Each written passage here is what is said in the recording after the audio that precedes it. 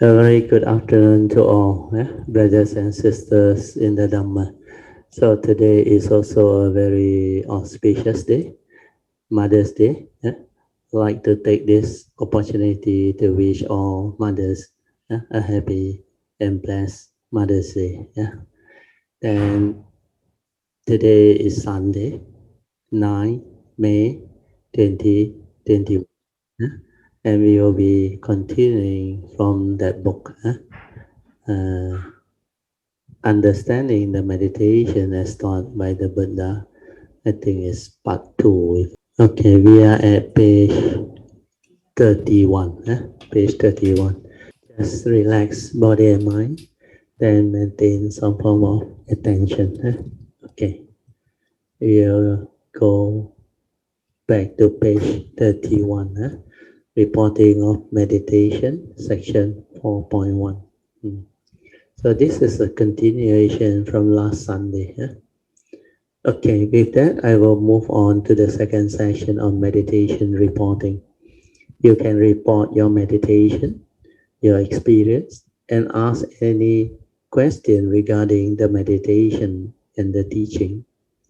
Whatever aspect of the Buddha Dharma which you don't quite understand, you can also ask. And the latest and most important one is you can also ask any question that is related to life. That is, how to apply what you have learned here and the Buddha Dharma to help you to solve all your life situations and problems. I think this is most important, solving life's problem. If you can solve life problem means you can free your mind, means you have the Dhamma. If you don't have the Dhamma, when you are confronted with the first noble truth reality, almost everybody who don't have the Dhamma and the understanding, they can't cope. Suffering will be the result. Fear, panic, anxiety, insecurity, negativity of mind state will arise. And this is mental suffering. So the Buddha Dharma's main intent is to allow us to develop wisdom. With this wisdom, we can understand life. Then we can come to terms with life reality and resolve all life situation and problem. So this part I think is very important. So I did say do make use of this condition and opportunity to ask whatever question that you may want to develop the answer or the understanding. Before I go into the question and answer session, is there anyone who might want to report your meditation? This will be very useful, so don't be shy. Anybody who wants to report your meditation? Oh, they say no. What about you? Are you new? You came here before, isn't it? Oh, first time. How do you feel? Then the answer is okay, good. I think he's having a problem that time. He's having some nose block, I think. You can clear your nose first, don't worry. I think you have got a slight flu. It's okay. It's a good sign because when you have this type of sickness and flu, and you are still able to determine to make it to this meditation, it means you have the resolve in you. Hence, you will learn faster. According to Lord Buddha, when you go through suffering, that is the best condition to understand his teaching. Because he told the monk what he teaches is very simple, only two things, suffering and the way out of suffering. So you have to confront the reality, means go through suffering, then develop the wisdom to overcome it. That's how you liberate your mind, and have the ability to actually come out of suffering. If you don't have suffering, It is not so easy to understand his teaching. But when suffering arises, it is easier because the Buddha said under the first turning of the First Noble Truth, there are these 8 realities within the First Noble Truth that can condition one into misery or suffering if one lacks wisdom when confronting them. These 8 conditions are birth, old age, sickness, and death. For your case, here is sickness or disease. Then there is this separation from loved ones or one's possession when you are with people whom you don't like. And when you cannot get what you want, then the final summary, which is meditative. The Buddha said under the final summary, in short, when you deludedly grasp and cling onto these 5 aggregates of form and mind, thinking that this is what you are, what the human being is all about, then suffering will be the result. This First Noble Truth, life reality, which he had proclaimed under the first turning, you will have to develop the understanding of it through the second turn inquiry, which is this First Noble Truth of dukkha is to be understood. Now you look at this chart on the whiteboard. The first turning wisdom is called Suttamaya Panya. Panya is wisdom and suttas is the discourse of the Buddha. Hence, Suttamaya Panya is wisdom born of hearing the suttas or discourse that the Buddha had proclaimed. When you have this ability to understand what he said under the first turning proclamation, it means you have higher wisdom and you can awaken via Suttamaya Panya. Means through hearing alone, you don't have to meditate. But if you find it not so easy, then you have to go for the second turning wisdom.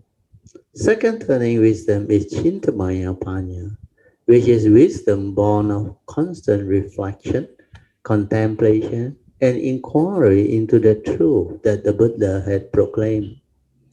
When it comes to suffering, the Buddha said under the second turning of the First Noble Truth, this First Noble Truth or dukkha or suffering is to be understood. So what is the inquiry? The inquiry is how can you understand or develop the wisdom out of it? This kind of second turning wisdom, which is Chintamaya Panya, can only arise via constant contemplation, reflection, and inquiry into what the Buddha had proclaimed. That is, this noble truth of dukkha or suffering is to be understood. So how do you inquire? How do you reflect? How do you contemplate? How do you start the contemplative training to develop your wisdom? Anybody wants to give it a try? Very good. You start by inquiring. Why did the Buddha say that? And why must I understand what suffering is? If you don't know what is suffering, then what is going to happen to you? You will suffer without knowing what suffering is. So how can you meditate and understand his teaching when you don't even know what suffering is? After you have reflected and contemplated on them, you will come to realize that if I don't understand what suffering is, I can never develop the understanding and ability to be free from suffering. Hence, that's the reason why this noble truth is very important. So what must we do? After you have inquired why, you must go more deeply into it. I will have to develop this further inquiry of what is suffering. I will have to go back to the first turning proclamation that asks, why did the Buddha say birth, old age, sickness, and death are suffering? Is there really any suffering when I experience all this? Or when I witness and confront all these realities? This is how you develop the understanding of this noble truth. via your direct reflection, contemplation, and inquiry into it through real life experience. The mother will know why birth is suffering. Maybe the man may not know so much because man doesn't carry baby for 9 to 10 months. The birth process comes with a lot of suffering when you understand. When things don't go your way, when the baby is not what you expect, and certain complications happen during birth, all this can be very traumatic because suffering is very real when the mother go through the conceiving stage followed by the pregnancy stage. They will experience the morning sickness and all those side effects related to pregnancy, how they have to sacrifice, how their movement are restricted, how they have to exercise restraint and endure a lot of things that they want to do or eat, but they cannot. Then as they go through the pregnancy process, they still need to do the housework or do the work. And at the same time, carrying the baby in the womb. All this you need to go through the inquiry to understand. The gynecologists, they understand better because they study that field. There you have what they call old age, getting old, getting sick and death. Maybe when you are still young, you cannot experience what old age is like, but you can see how your parents and grandparents get old. Then your great great grandparents, your neighbors' grandparents, and all those old people with all their problems while confronting old age sickness and pending death. As you grow old, you start to develop a lot of sickness, a lot of disease, and your senses starts to fail you. Then your thought starts to haunt you.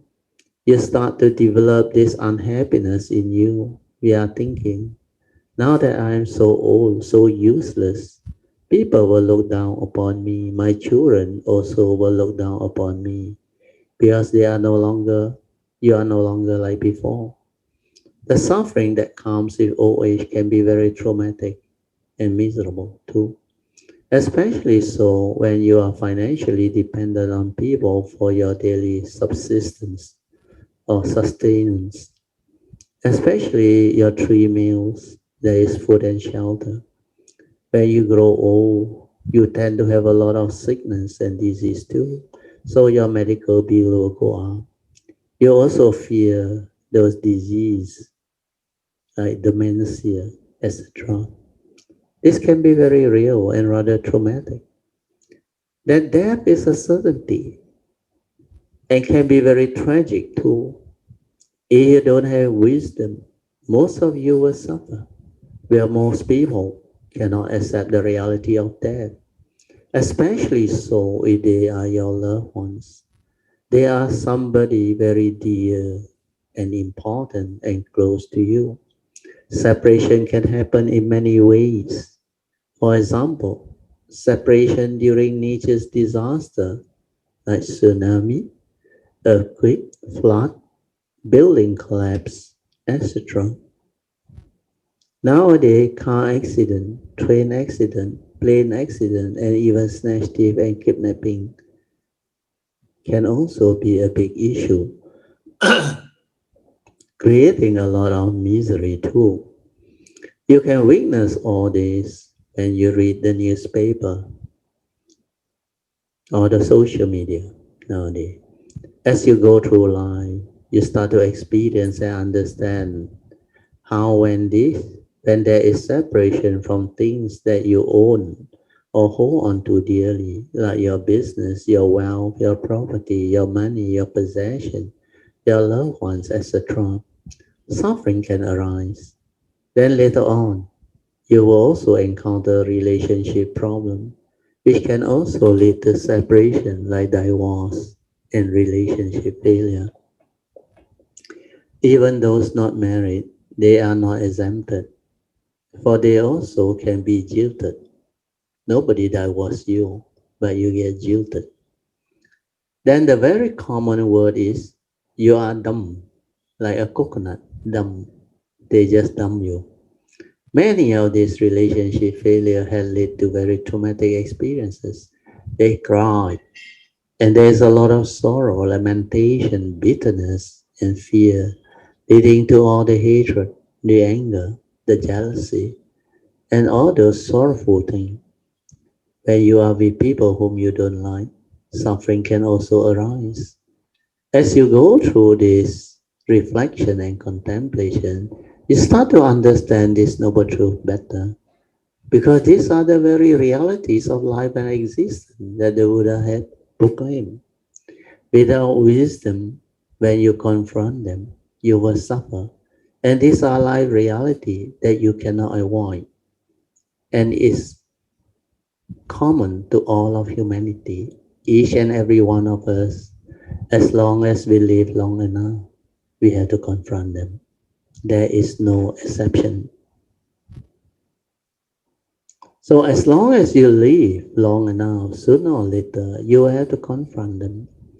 When you are with people whom you don't like, you will experience a lot of this suffering too. Especially so when you are still working and when your bosses are not so friendly and you are under tremendous pressure to deliver. Certain bosses, they have very funny way of managing their staff. They go by this practice, management by fear and harassment. They harass you to deliver and they put fear into you because they know you need the job and the salary. A lot of people are forced to commit suicide because of financial problem, which is also quite common. Also, when your business cash flow is stuck and when you cannot find the cash flow for your business to pull through, you can be under tremendous pressure and stress. Then when the banker starts to terminate your loan facility and when your creditors starts to come after you, all this can be very traumatic.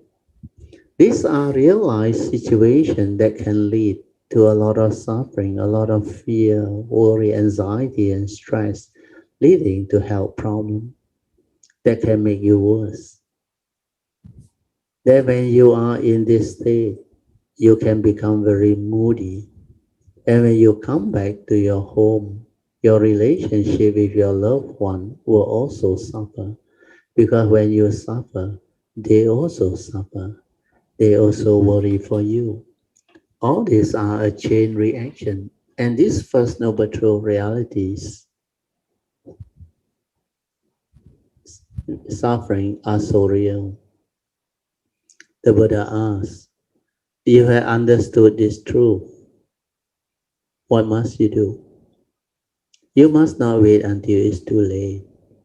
Hence, you better make haste to cultivate and develop this type of wisdom and understanding born of his teaching, to understand what is going on before confronting them. Then when the first noble truth, reality, which is suffering, has already been understood, you don't have to suffer anymore. That's why the third turning is the enlightenment path with wisdom. Bhavana Maya Panya. Panya is wisdom, Bhavana is the meditative training. So wisdom born of the meditative training or meditation is the third turning wisdom called Bhavana Maya Panya. And once you have that, your mind liberates and free. When you contemplate and reflect onto the second noble truth, which explains to you very clearly how suffering and its cause arises, your understanding will arise. Because according to the Buddha, he said there is a cause behind all suffering under this second noble truth. And the cause is always craving, born of self-delusion. When you understand this second noble truth, you will know how to manage your life better, isn't it? That's why his teaching is very unique and very powerful. This second noble truth can explain to you clearly why the first noble truth reality can cause you suffering. The Buddha explained it is craving born of sakayaditi or self-delusion. That is the cause. That is, you don't understand who you are, what you are. You don't know what this human being is all about. You don't know what this form and mind is all about. Hence, you deludedly grasp and cling onto it, thinking that it's real, it's you, that this human being is you. That delusion, that sakkaditi, which is self-delusion, is very powerful, isn't it? The final summary of the first noble truth according to the Buddha is when you deludedly grasp and cling onto these five aggregates of form and mind, suffering will be the result. You don't have to believe him. You can put it to test and you can investigate into it. When you reflect and contemplate into it, you will come to realize that everything he said is so true. Let's take, for example, the first four realities of life and existence that the Buddha proclaimed as suffering under the first noble truth of dukkha. He said birth, old age, sickness, and death are suffering. When you confront them without understanding how the suffering comes to be, when you attach, when you cling, when you have craving, then we deludedly think that this body is what we are. Then you will worry about your physical body getting old, getting sick, and one day die. That's how you suffer, where you attach, believing that this body belongs to you. This form and mind is you. This human being is you. The newborn baby, if you have attachment because you think you are the biological father and mother, which technically in science is a reality. Hence, when you give birth to them, you will think it is your child and you will develop attachment to that child. And if anything were to happen to that child for good or for bad, it can affect your mental states and emotion or moods. When things go your way, when you see them so cheerful, so cute and beautiful as they grow up, you will have so much joy and you will love them more. And that will cause you to attach to them more. Then when something unfortunate happens, which is quite common nowadays, a lot of babies got adopted. They just come and take your baby away, especially when you forgot to off your car engine. Then within split second, people just take the whole thing. Nowadays, even in school or while going to school, the kids are not safe. Then when you leave your baby to the nanny or those who help you to look after your baby, which is quite common in our modern day society, because both the husband and wife are working, career people. If you don't have a good mother-in-law or your own parent who can help you look after your children, a lot of unfortunate things may happen too. That's why you are very blessed. You have these people to help you look after your children for you so that you can have the peace of mind while going to work. Otherwise, you may worry. Alternatively is for you to hire a maid. But then you have seen so many of those stories or heard so many of those stories. Even when they install those video camera at home, is also of not much help or use because it suddenly, when you are on the computer, you saw how the maid abuse your child or kid. how will it affect you? You totally has no mood, no more mood to work. And straight away you call your husband. Then you straight away rush home. Whatever you do is already too late. But you don't have a choice because you don't have the time to look after your own child. And you have to entrust it to someone. But as parents, you have a duty to find out, to monitor and make sure that this thing doesn't happen. But there is certain thing that you can't avoid because things like karma is something you cannot really understand unless you have the Dhamma, the wisdom. What you did to people in the past, karmically, it will come back to you when the conditions are there. You have been a maid before in your previous life, and you do all these abusive things to other people's child. And when the time comes, you will become the victim. You will become the parent, and your child will be abused by other maids, just like how you had ill-treated others before. All this, you cannot blame people for what happened. The Buddha said the law of karma is very powerful. You must have the right view. Having this right view can lead to understanding. That is when you know the cause behind your suffering. When you know what suffering is, you will know how to manage your life better so that in future you will not commit any of this wrong action or commit negativity anymore. At least to a certain extent you can manage it. But if you want to be totally free from it and go beyond, you must develop wisdom.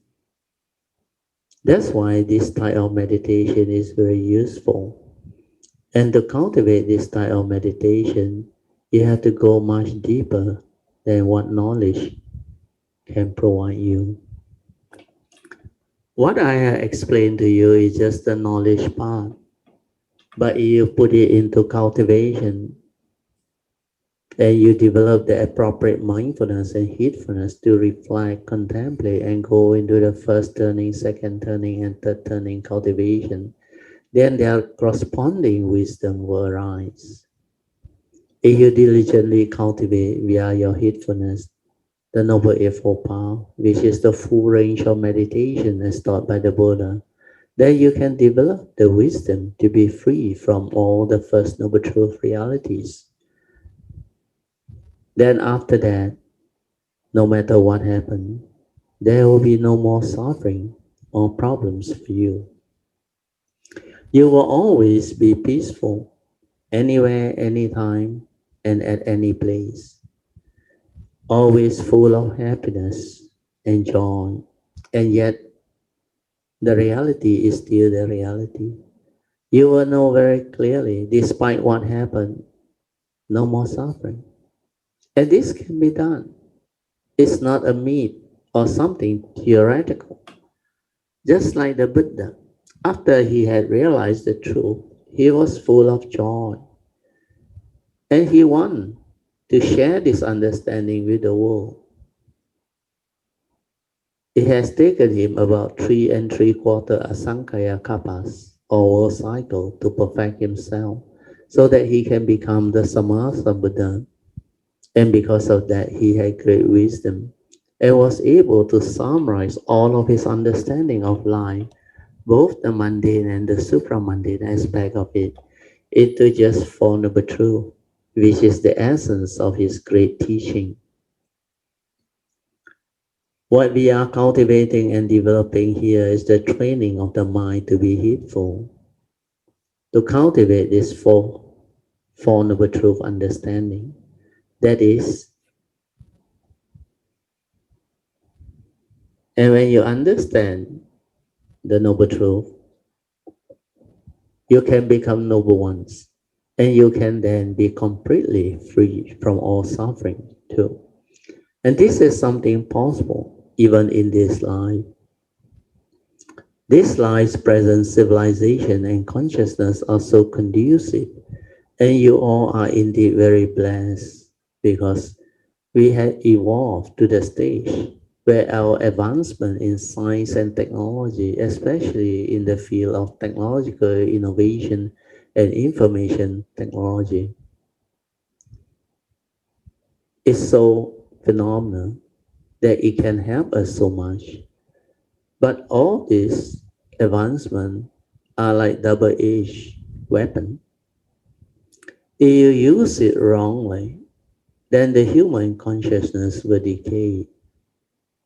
It will go downhill. A human civilization will fall. But you use it wisely to enhance our spiritual understanding, to transform the consciousness of this planet. Then we will evolve to become beautiful future star beings. All this can be understood. And like the internet technology that can help us share information so fast, now you also has the mini recorder, the CD. That's how the recording are possible and can be done. And you also have pen drive to help you copy the recording. It's also convenient nowadays.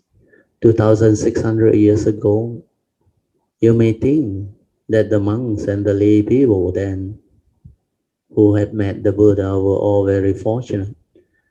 But do you know, during that time, only people there in that region can hear the Buddha speak because there was no aeroplane to fly there.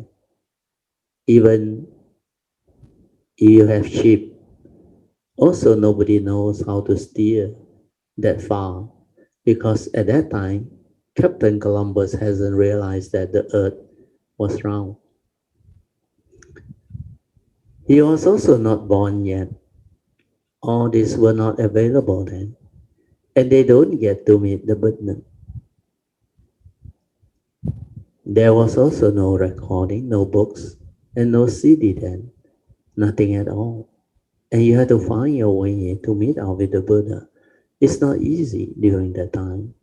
You don't even know where he is, no newspaper to read, no internet to check, no GPS to trace him. And all these are not available at that time. That's why I say you don't complain by saying during the Buddha's time it's so easy to be enlightened. Where he was around. And anything you don't know, you can ask him and he can explain to us. But we never look at all these things that they don't have. Actually, now you are much more fortunate.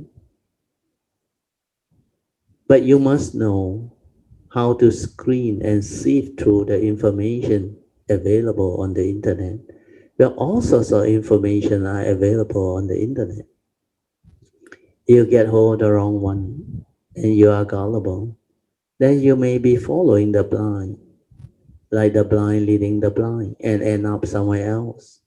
But if you are quite intelligent and wise, and you know how to screen and sieve it out, then when you understand, you will be very determined to train yourself. And you will come to understand that the three turnings of the Four Noble Truth cultivation are very important because they will lead you to the meditation, to the cultivation of the four foundation of mindfulness, the cultivation of the Noble Eightfold Path, and finally, the realization of the Four Noble Truth. All this can happen. Okay, coming back to what we want to discuss, I have finished off this question which I haven't started yet. Oh, sorry, I have to finish off this question which I haven't started yet. I think I have to stop the reporting for the time being and deal with the question now. Okay, so now we go direct to the question and answer, section 4.2. This is very interesting. This is a very interesting question. This Kayanamita wrote to Brother Suyan, who has so kindly printed it out. The question is, hey, Brother Suyan, this question is quite personal. And my question is, what is the meaning of responsibility? I feel that I work so hard to contribute to the family, practically in every sense of it. And to me, everyone should be putting it in their contribution as well. Example, helping to do household work, such as cleaning and keeping the place tidy, etc. But I find that everything is all up to me. Though from young, I've been telling my children that they should do their part or share of the work. Of course, not expecting them to do all, but at least contribute, so that everyone is contributing to their own in their own way. She thinks that is fair to expect, but she is not getting that. So that was the comment in the bracket. Huh? The common excuse from children is that, Mom, I am busy. I'm not interested in housework, and that is the problem. I'm actually the busiest person, she said, and I am not interested in feeding lazy people. I hate to pose this question as I felt the feedback is as though I'm very calculative or uncaring. And the comment is, no, you are not. People who don't understand, maybe they think you are. But for people who understand, they will say, you have sacrificed a lot. And there is a reason why you behave that way. Because you cannot understand their behavior. And that's why you brought them up here. So that was my comment. Huh? Because she lacked Buddha Dharma, she don't understand. So she was trying to seek or find answers. Then she said, I compromise all the way. I cannot give myself a good answer. Why I have to push myself so hard, make all the sacrifices just to keep the family going, keep the house and the home in order. Anyway, this is just airing my view. Thank you for listening and best regard. So there are a lot of frustrated mothers, especially housewives. And today it happened to be Mother's Day. That's why I find this question very interesting. So what if we were to look at it from the Dhamma point of understanding? If we were to have the Buddha Dharma to guide us, how will we solve this problem? Yes, we can solve this problem. And to most people, this is not an easy problem to handle. Well, it involves a lot of people. It involves a lot of other issues. So what are we going to develop as understanding based on the teaching that we have learned? If you have reflected and contemplated on it, the answer will slowly manifest. Just like what I shared with you earlier on. First turning, listen to the Noble Truth. Then second turning, reflect, contemplate, inquire. Then third turning, go into it. Develop the meditative understanding and awaken. So if you follow this three turning of the Four Noble Truth, then the answer will be there. The solution will be there. So now I will move on with the sharing so that you all can understand. So my answer is very beautiful. You should listen. This is a very good and relevant question, like most housewives.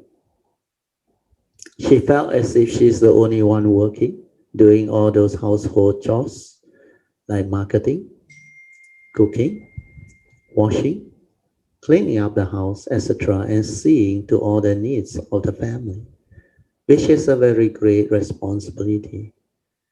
That's the reason why she uses the word responsibility, because to her, she believes this is her responsibility as a wife and as a mother. Now, to answer this question, the more appropriate word to use is duty. So you have to differentiate between these two words. One is responsibility, the other one is a duty. If it's your duty, then it becomes different. Then the way you understand it and do it also become different. That's why the Buddha in his teaching, he talked about right duty. The enlightened disciple of the Buddha has this quality of dutiful conduct is the order of the enlightened disciple of the Buddha. They have this duty, right duty in them. They know what the form and mind is all about. This form and mind, or so-called human being, is not really what we think we are, but it's part of our existence. Yeah, it's karmically conditional for us as a vehicle and a tool to arise within this existential world. So it's related to our karma. And this form and mind, even though not real, not really what we are, but it's subject to karma. And it's connected to our existence because there is such thing as life. There is such thing as existence. So this part you have to understand. Then this form and mind has a duty towards this law of karma, which states you reap what you sow. Do good because good, do evil because evil. And we are all born our karma, heir to our karma, conditioned and supported by our karma. And we are what we are because of karma. That's why we have to perform our duty. And I had a teacher who is very good, Prachayantra. He always remind me. He said, right duty is right dhamma.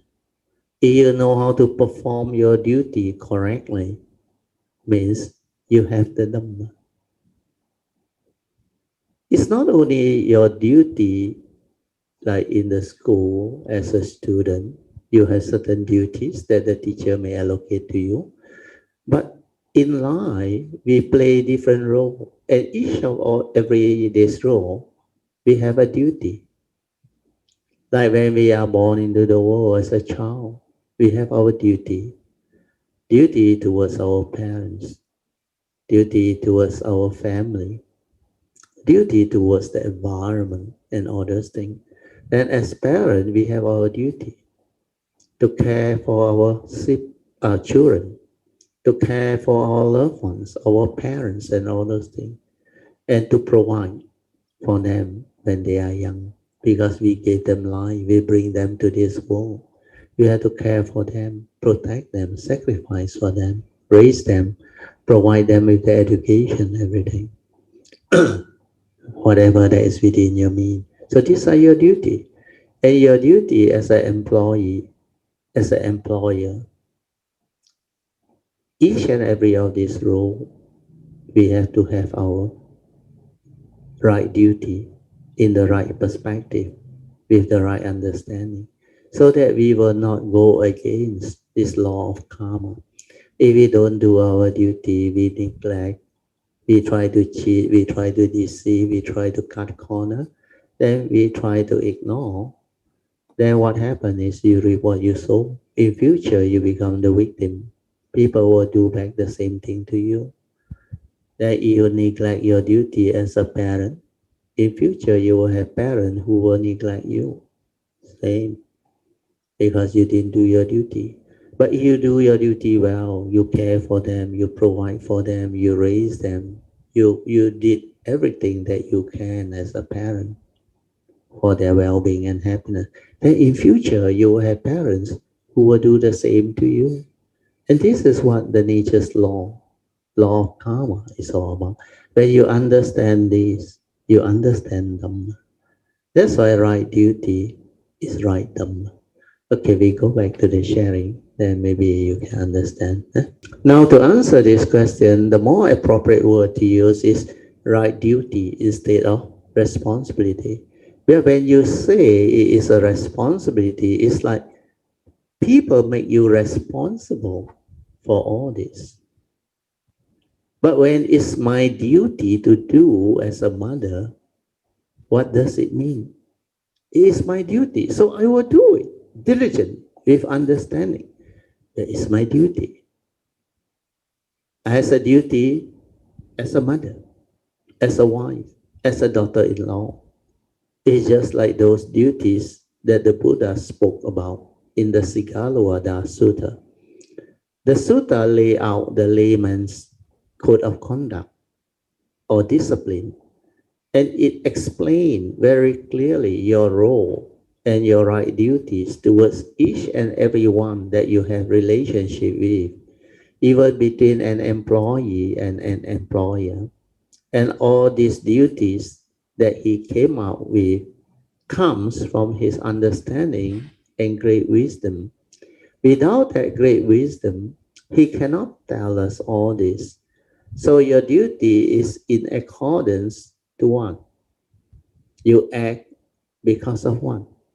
Because you have a duty to do something as a mother, right? That's how you hold on to those duties. And the Buddha, through his great wisdom, understands the nature's law that governs life and existence, especially the law of karma, linking it to all this duty. And this one I have explained, that's why easy for you to understand now. He said, if you perform your duty in accordance with this law of karma, then you will reap the good result or fruition of your good action in the future. That's why I always tell you right duty is right dhamma. When you have your duty correct, you have done your duty correctly in accordance with the law of karma, the law that governs life and existence, then you will have right dhamma, which means you don't do them out of heedlessness, foolishness, or delusion. But a lot of living beings, when they do something, they will say, I already did so much good, but they never question that good. Good according to whom? It's always according to them. So when it is good according to you, it may not be nature's law side of good. Because your definition of good and bad is always based on your biased views and opinions. And because you are unenlightened, oh sorry, and before you are enlightened, your views and opinion are always wrong view because they are mainly selfish views with delusion. Then how can it be right? It must be right according to the nature's law. The Buddha knew this law of karma, hence he can advise you accordingly. Now coming back to this lady, if she had done her duty as a mother or as a wife or as a daughter-in-law or as a sister, you know what that, sorry, do you know what will happen? If she had done her duty well for her children, for her family, and then she sacrificed for them because they are her, they are her loved ones, and there is a lot of joy while performing those duties because you were sacrificed as a mother. You can do that because you believe that they are your loved ones, they are your children, and you really care for them. And also because you have love. When you have true love, there is no anger, no jealousy, no negativity, and no more of all those calculative attitude. Just like when you love your children, you can go all out to sacrifice for your children, right? That's why we Chinese have this culture. They can work so hard to have all their life saving just to spend them on the children's education. And to them, this is something they would do out of love for their children. But the other way around is usually very difficult. When you expect the child or the children after they have grown up to have the gratitude and understanding to really go back and thank their parents for all the great sacrifice and love they have given them, to look after them and care for them, is very difficult unless the child has the Dhamma. Otherwise, it's very difficult because most of them are selfish. They will tell you, you can call the other brothers or sisters to help you because they are nearer. Or they will tell you, last time you pamper them more, or the other brother used more of your money, or I'm really very busy and I don't have the time, etc. There are always all sorts of reasons and excuses to justify why they cannot come over to look after you. They always say one parent can raise 10 kids, but 10 children cannot even look after one parent. This is quite true at times. So don't end up like them. It's because they don't understand the Dhamma and they behave selfishly. But when you have the wisdom, you have the understanding, born of Dhamma, you won't do that because you know for every action you do, there is a cause and effect and an equal and opposite reaction. That's why the Buddha said we are all born our karma, heir to our karma, conditioned and supported by our karma. And we are what we are because of our karma. Hence, if you don't take care of karma, and if we do things that harm people, cause suffering to people, all this will come back to you, to haunt you later on in the future. You will become the victim. If you neglect your children and your parents in future, but when the conditions are there, you will have children and parents that will neglect you too. So what will happen when you do your duty as a mother? Care for your children and care for your loved ones and sacrifice for them. But of course, you do to the best of your ability and not at the expense of your health. According to the law of karma, you reap what you sow. And this blessing will come back to you, which means in future you will have good mother who will care for you, who will love you and sacrifice for you and do exactly like what you have done for your children. Our generation was the best. Our mother gave birth to 9 children. So my mother didn't really have time for us. My mother always tell me from nature the child is born. So nature will care and see to their needs. And my mother has got no time to attend to us all because she is so busy. Yeah.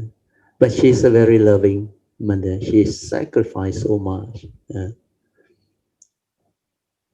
What she told me was based on her own wise experience, which she learned from life. She said she only needs to make sure that we are fed and that she will let us cry and do what we want to do because she really doesn't have the time. And there were 9 of us. She, oh, the English is not so good, huh? Where got time to take care of all of us nowadays, like today's mom? Giving so much love and care to their only child or kid. They also pamper them at times, worry so much for them. But today's modern day mom finds it so difficult to even look after 1 or 2 kids. During my mother's time, I just wonder how she delivered and take care of 9 or 10 of us. Must be a fantastic mom, right? My mom, when you listen to her story, I can tell you, maybe you dare not get married because nowadays mom giving rise to 1 or 2 kids is already a great sacrifice or burden. by them. So all this understanding will help you, and because of the law of karma, where you have taken care of them, where you have loved and do your duty and sacrifice for them in future when you come, you will have mother to take care of you and sacrifice for you, and you will be like very blessed. If you know this is karma, you will never be deluded as to neglect them anymore. For you know if you neglect them in the future when you come, you will be neglected in a similar way. You will have suffering and you will end up in the orphanage because they will dump you there. They will neglect you just the way you neglect your parents and children earlier on. If you as parent neglect your duty, especially the men's side, you drink, you gamble, you cause so much suffering, and you are so heedless. In future, when you come, you will have father that will do that to you, just as how you did to your kids. So the mother that does all those things and wants the easy way out will also suffer. Most of them will do that because they cannot take it anymore, and they just say it's enough. Enough is enough. Then they just walk out of the family and they just don't want to bother anymore. Then what happens is in the future you will find or you will have parents that will walk up on you. So how do you feel? Do you like that? If you take care of karma, karma will take care of you. And every life when you come, if you do your duty well, then every life in future when you come, you will have parents and loved ones who will do their duty well towards you. That's why when you take care of your children's education, take care of their well-being, but don't pamper them. Then in the future, you will have good parents who will care and provide for you too. What are your duties as parents? You guide them, you nurture them when they are young, protect them, care for them, provide them with all the basic necessity or essential like food, shelter, education, and other necessity in life. Then your other role or duty are to give them proper advice so that they can grow up and become better human beings with the right understanding, so that they will know what is appropriate and what is not appropriate, so that they can be a blessing to all, so that they will have respect and gratitude for elders, for people who really love and care for them. And they will have this charitable heart and generosity to help others. We are relieving their suffering. You can train them in this way, then this is what you will receive as fruition of that karma. In future, your parents, you will have parents that will guide and train you and bring that understanding to you. The more you give, the more you receive. That's what Warren Buffett and Bill Gates always said. They are always so wealthy because even in this life, despite their great wealth, they still donate so much. That's why in future, when they come, they will be very wealthy again. Because the law of karma is such. The more you give, the more you receive. When you give, it's like you give to your own karmic nature. Similarly, when you cause suffering to others, it's like you cause suffering to your own karmic nature, and in future, you reap what you sow. That's why do not harm others. Do not cheat and deceive on others. That's also the reason why the Buddha's advice under the famous Dhammapada verse 183 is the same. Following this law of karma, there is all Buddhas, they give the same advice. They say sabba papasa akaranam kusalesa upasampadan sachitta pariyodapadam etang buddhana sasana. Sabbe is all and papasa is evil. So he said all evil you must avoid. That's why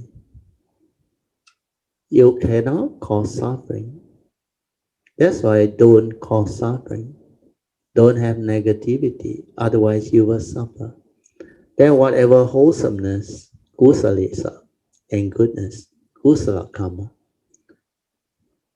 whenever there is condition to do, you must do. Then finally, he said, you have to train your mind. So chitta is mind. Purify your mind so that you can have the wisdom to confront life, so that you will not suffer. Otherwise, your life will be miserable. And these are the advice of all Buddha, Etang Buddhana Sasana. Now you understand how the Buddha's advice come about. It comes from this right view with regards to the law of karma. When you avoid all evil and do good, it means you have the right view to take care of your karma, to do your duty in accordance with that nature's law of karma. Sorry. Okay, if you do your duty in accordance with the nature's law of karma, then you will reap the result and the reward in the future. Your life will be taken care of. Then the good karma will condition your good life, because according to the Buddha, each and every one of us is born our karma, heir to our karma, conditioned and supported by our karma. And we are what we are because of karma. So do not be heedless. Do not be deluded. Do not think that you are the only one sacrificing and that you are doing all this for all these people whom you say are so lazy. These are all wrong thoughts. And do you know how all this wrong thought can come about? Because of her evil roots of anger, hatred, selfishness, and delusion that condition her unhappiness to arise, the wrong thought. That will that will keep justifying for her. Like they never respect me. They didn't even say a word of thank you to me. They didn't appreciate what I have done and sacrificed for them. So this is what your thought will tell you. You believe your thought, then you will become miserable. So most mother, they are very simple, and it's very easy to make them feel otherwise. Once the family member can feel and appreciate what the mom has done for them, they will start to express their gratitude towards the mom and start to say something nice, sincere words to her like, thank you so much, mom. You have sacrificed so much for us. We really would like to thank you. And you are the greatest mom. If on Mother's Day you really express that, she will be the most happy and the impact will be tremendous. So do it today. Huh?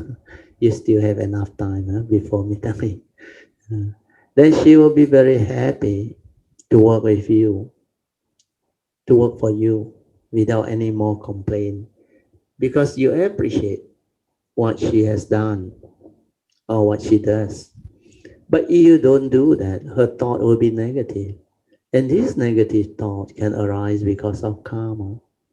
Like for example, in the past as a kid, you never have this gratitude towards your parent. So this life, when you come, you become parent, and your kid also has the same condition. They also don't have gratitude towards you because this is what you have done in the past. So karma is like that. If you want people to be good to you, you must be good to people. If you want people to have good life, if you want to have good life, you want your children and loved ones to be nice to you, then you must take care of karma. That's it. So if you have this appreciation, contentment, gratitude, which are virtuous quality in your mind state, means you have the Dhamma. That's why I say all teachings, Dhamma, end up in virtue. When you have virtue, you have Dhamma. Because The real virtue comes from true wisdom, genuine wisdom. Without genuine wisdom born of Dhamma, there is no real virtue. So when you can express your gratitude, when you can express your thanks, your sincerity, your generosity, your respect, your whatever kindness and goodness, all this will make your life better. It will improve your life. Where these are virtue that can actually shine forth in life. So when you do this more and more to others, in future when you come, you reap what you sow. You will find that a lot of people will do back the same thing to you. This is what the law of karma is all about. So with this understanding, hopefully, eh, we as Dhamma practitioner will not have this wrong thought or selfish thought anymore. Whatever we do, we must reflect on the law of karma. If it's our duty, do it well. Do not complain. Uh, I don't mean you have to do everything. No, you only do up to the limit you can do. Even their children's education is up to the limit where you can afford. You don't go and stretch beyond. No point. That's why nowadays there are this society that the government also come out with a special type of study loan, where the student himself must undertake to repay because that loan is tied to them. So that is, I think, more useful, more appropriate. Otherwise, the parent have to go and borrow money and pay for their expensive education. Then after that, don't know whether the children will have any gratitude towards them or not. Nobody knows because of karmic. So all this, we need to reflect. And with the understanding, we will know what to do. We will just do our duty, no matter what it is. As long as you do your duty in future, you will have the good karmic friction. You will reap what you sow. So always remember this right duty is right Dhamma. This is the guiding hallmark of the Buddha's teaching. Okay, I think with that we will stop for meditation first, and we will continue afterwards. Mark here, page 51. Okay, wait, I just check. Oh, still quite a lot. Okay, afterwards we continue. I think today we have covered a very good section of what we want to cover. Topic on right duty, with regards to law of karma. And this is the main Buddha Dharma or teachings of the Buddha that very few people understand. And because of condition at that time, I find that this is useful. That's why I asked them to do the transcript, and luckily somebody did. Then I edited it, and it has become a book for you all to read. And with that, you can understand this teaching easily. Otherwise, listening alone, not so easy, unless you have your very good past to support you. Okay, now we will off the line and break for 45 minutes of awareness-based meditation. We will have 45 minutes of awareness-based meditation. Then after that, we can continue on our next session. Okay. Okay, you can slowly, mindfully come out of the meditation. Try to maintain whatever inner peace, inner calmness, and inner awareness that you have developed for as long as you can. These are the mind states that you need to cultivate the daily mindfulness. mindfulness in the midst of life, stabilizing it until it becomes heedful. So this is the final cultivation.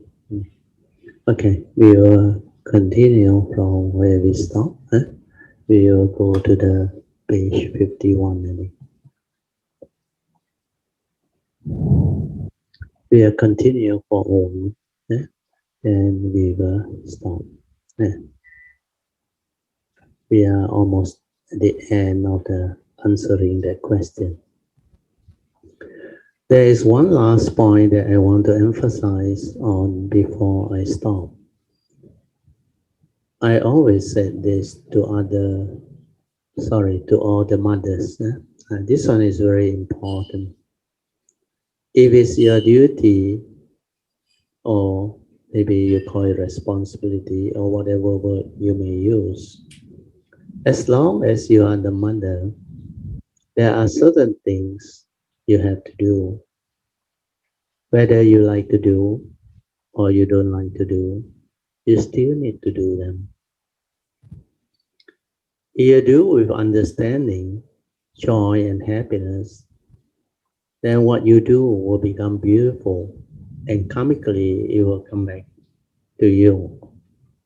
When you cook with joy, happiness, and understanding, with a lot of sacrifice, your cooking will also become better.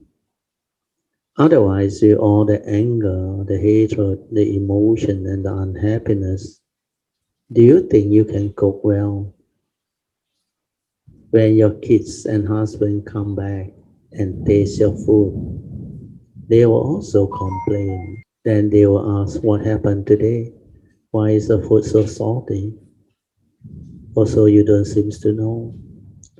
Then because you are already unhappy inside, then the thought, which is the wrong thought, out of anger, will prompt you to say,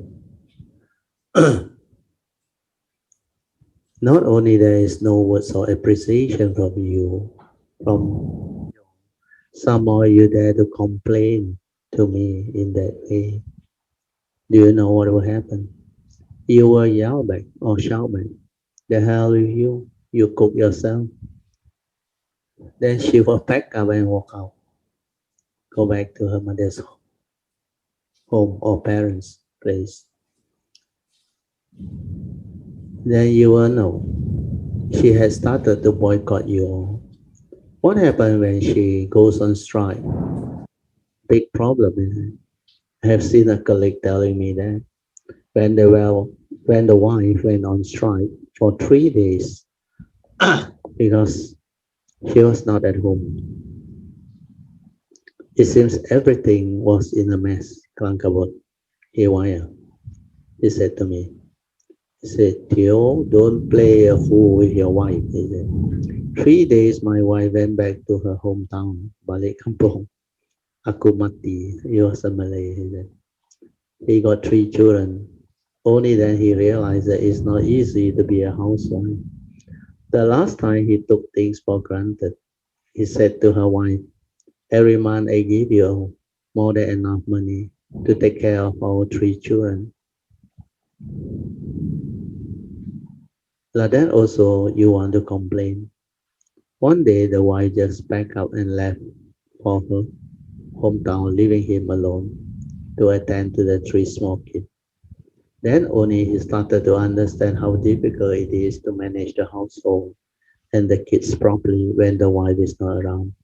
So please help out and say a few words of appreciation to help out the situation.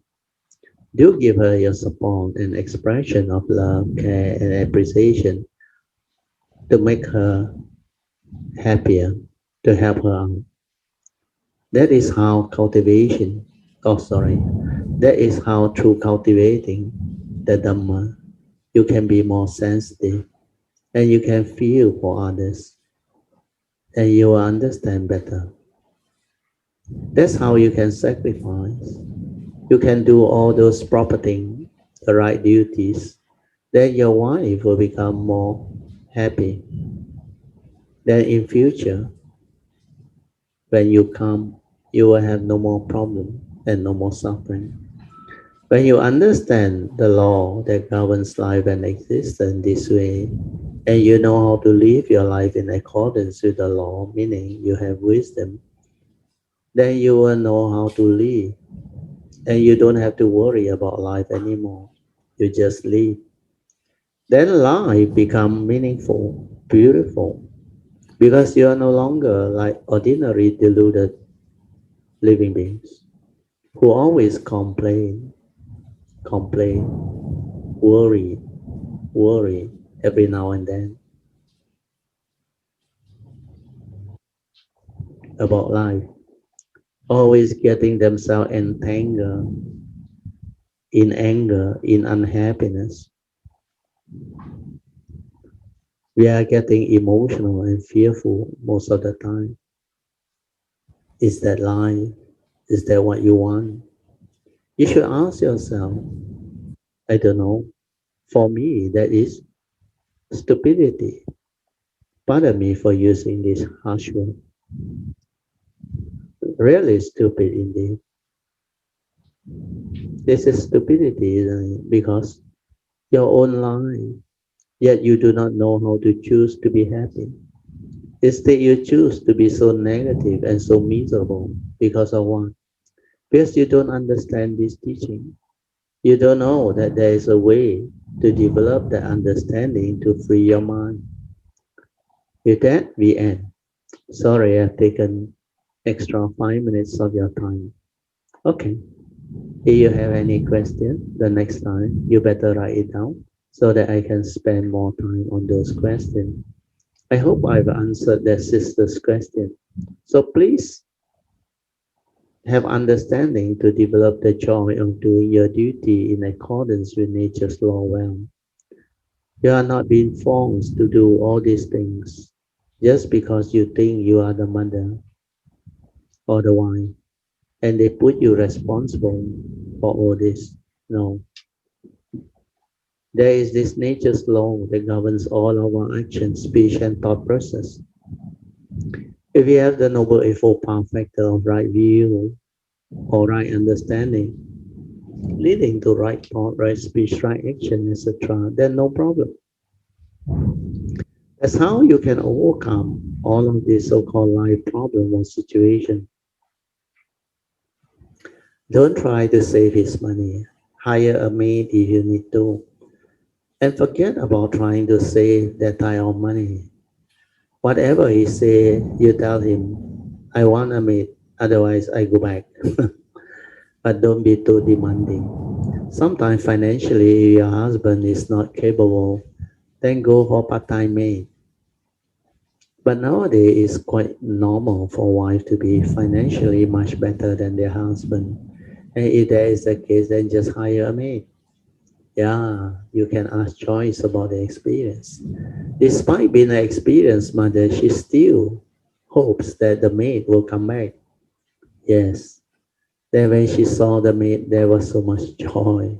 It was like the husband saw the wife coming back. Wow, it's a big relief. Even my wife also said the same. The last time when our maid left, it was not easy for her to cope because of her age now. Then I just tell her, in that case, you go and hire a maid, Filipino also never mind, just pay a bit more. Then immediately after the maid came, you can see she is so different. Now she can go for facial and have more time to herself. That is what life is all about. Can you understand? Resolve your problem amicably, then move on. That's it. Don't go and complain and become miserable over nothing. Miserable over the so-called problem in inverted comma. Learn to live life, not to complain and grumble about life and become miserable over life. Most people worry about life, complain a lot. They keep on complaining about life and become miserable over life, but they never really live. To live life is very simple.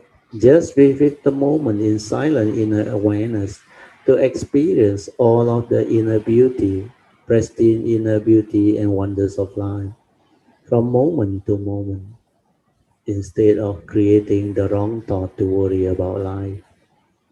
Okay, I would like to take up, sorry, I don't want to take up so much of your time. Next time, please write down your question or email or WhatsApp, Brother Suyan. Then we can pass those questions over to me.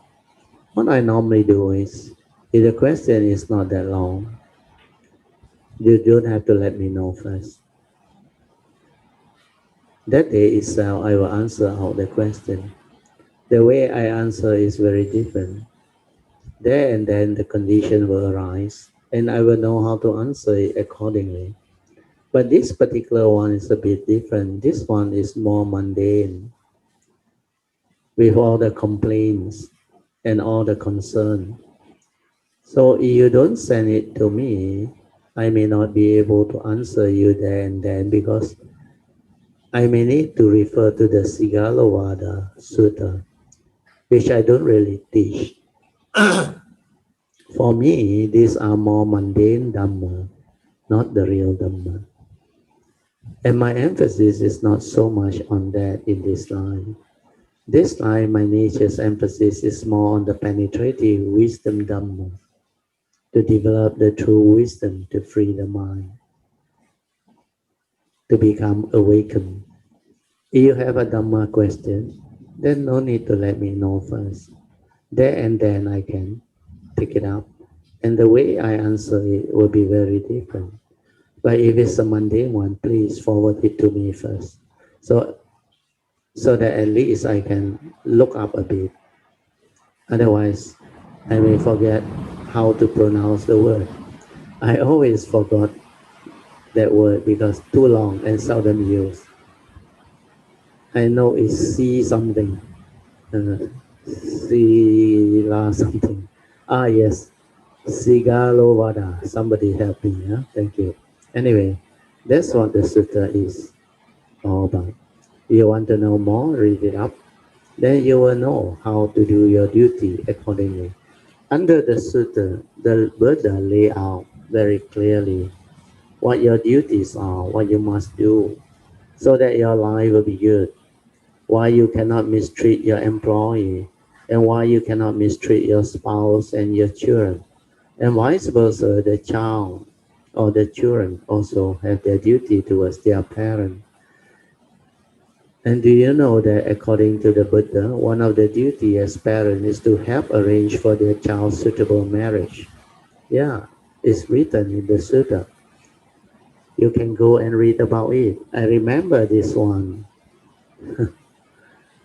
I remember this is one of the duties of parent. Yeah, so that they can properly and suitably marry. But you don't worry and get panic. Some children don't want to get married, so don't go and say the Buddha say I have a duty to do that for you. Then you create unnecessary conflict and misunderstanding because you don't understand the Buddha's meaning. The Buddha also respected the individual and he said, your life you decide. And he will never force you to do things that you don't like to do. Where he understands it is your life, so you decide. Also the Buddha understands that you are what you are because of your karma, and ultimately there is no reality because he know you, he know me. So he will never interfere.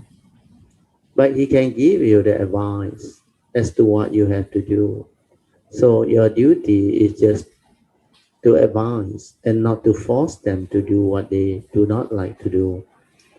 And they are all in the sutta. Okay? So we end. So this is the closing puja. Okay, we finish. Then we end. You can read about the closing puja. This is the standard chanting that we use. Okay, we have already rejoiced with all the wholesomeness that we all have done over the last 2 hour plus of meditation and Dhamma sharing activity. And all this wholesomeness, like hearing the Dhamma, straightening your views, rejoicing, followed by transferring and sharing of merits, paying respect to Buddha Dhamma Sangha, radiating metta, loving kindness, and the renewal and keeping of our precept and meditation, they are all very wholesome, very meritorious, and we together rejoice with all this wholesomeness. We will then invoke power of merits, blessing, and wholesomeness to help our sister's mother. We are reciting as follows. By the power of whatever wholesomeness that we had all cultivated, may arise the causes and condition for Angie Chia's mom, Madam Tan Lei Ho, to have a better river in whatever rhyme of existence that she may take. And may the blessing of the Triple Gem be with her, and may the Buddha Dharma and the Sangha always bless her so that she may have a good life, a happy life in the hereafter. And may she too have the causes and condition to come into contact with the Buddha Dharma so that she can always have the ability to train her mind, to develop the understanding, to realize the beautiful Dhamma that can help her in her future life. Okay, with this, we will rejoice one more time. Sadhu, sadhu, sadhu. Okay, thank you. And you can all now pay respect mindfully to Lord Buddha, then we end. Then we have appendix, the five spiritual faculty, the five mental hindrance, four noble truth, and its three turning. So this one you read through yourself. Okay, we finish.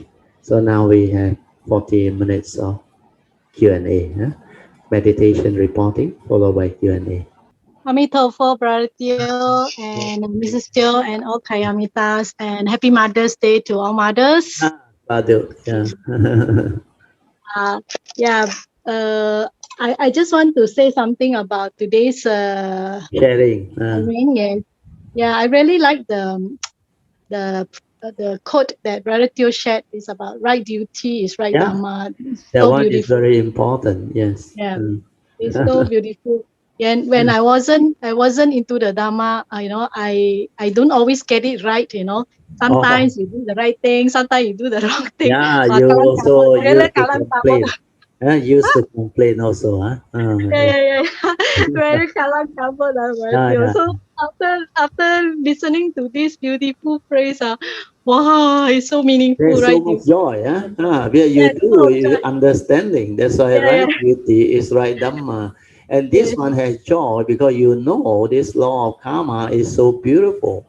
yes, Whatever yes, you sacrifice or do, come back to you. So beautiful. yes, Ah, yes, and yes. this is the So way out of suffering. Mm. yes, yes, Yes. correct. Sadhu, right? This is Yeah. really beautiful. The phrase is wow, so meaningful and so Yeah. powerful Yes. in Yes. in helping us to free our mind. Really, Yeah. it's just free your mind when you read this, you hear this.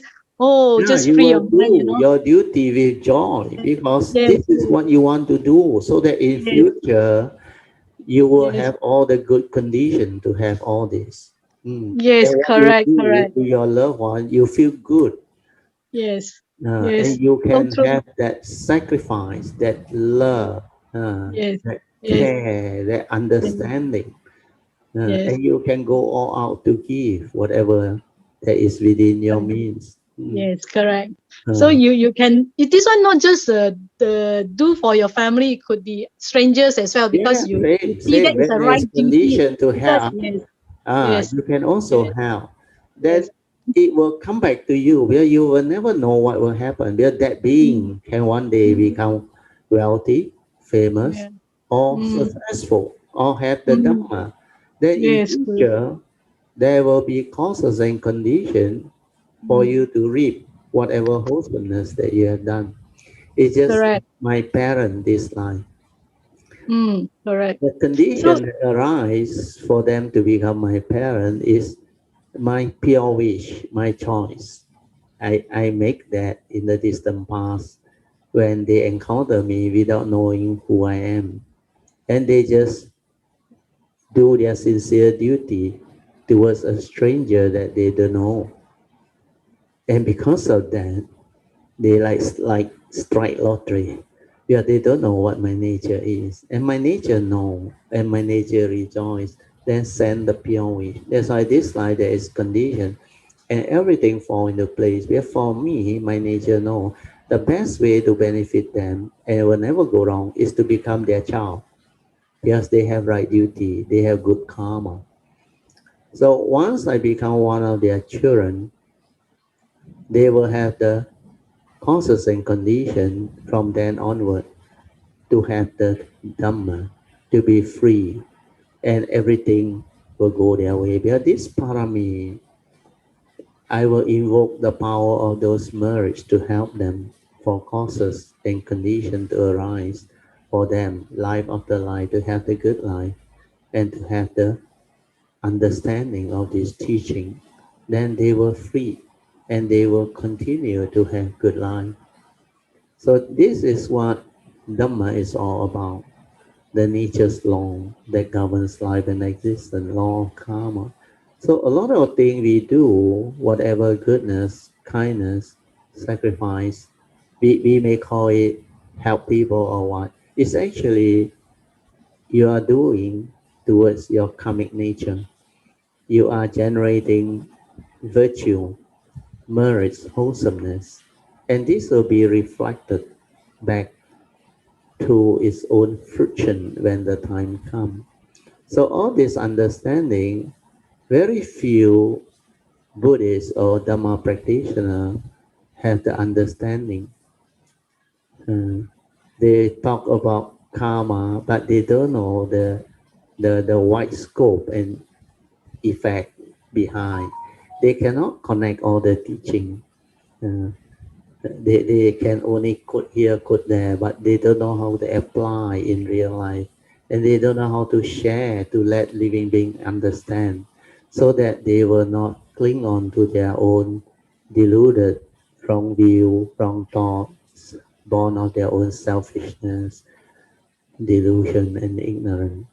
So all these are skillful way of actually applying the teaching so that it becomes relevant to life, so that people can understand, then people can change the way they live their life.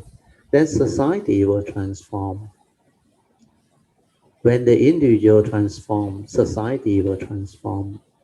Then when society transforms, the totality of consciousness will transform and they will evolve for the better of all. And so this is how we can play our role as a Dhamma practitioner, as a cultivator. We can actually develop a lot of wholesomeness. Very good, Puching. Sadhu to you for your good understanding. Sadhu Bharatyo. Yeah, this is very meaningful and has very deep meaning, and it Yeah, helps me. yes, It really helps me not just in the circle of my family and yeah, relatives, but yeah, yeah, also yeah. like outside of it. Yes, Yeah. yes, The yes. the meaning is really deep, and Yeah, you really have joy doing it out yes, of understanding lah, out of yes, understanding, yes. not out of being forced or Correct, responsibility correct, to do it. correct, correct. So this phrase is very meaningful to me, Yeah, and yeah, it yeah. frees Very it frees meaningful. my Yeah, mind. yeah, Yeah. yeah, yeah. Yeah. Sadhu. Yeah, thank you very much, Radha Tia Sadhu. Actually, today is Mother's Day, right? So I would like to Yeah, ask yeah. Mrs. All Teo, those Mrs. who Teo to share. attend are mother actually. I like Mrs. Teo to share. Amitofo Puching dominating me. Sadhu, sadhu, sadhu. Yeah, Here I would like to wish all the mothers happy Mother's Day. yeah, Mothers are very great. yeah. It's very great. 世界只有妈妈好。Not only that, is the season Yeah, sacrifice. Yeah, 很慈悲，然后能为家人和就好像拥有菩萨心这样的，为众生，为一切而牺牲，只要他们好就好。sadhu. 这是我的感受。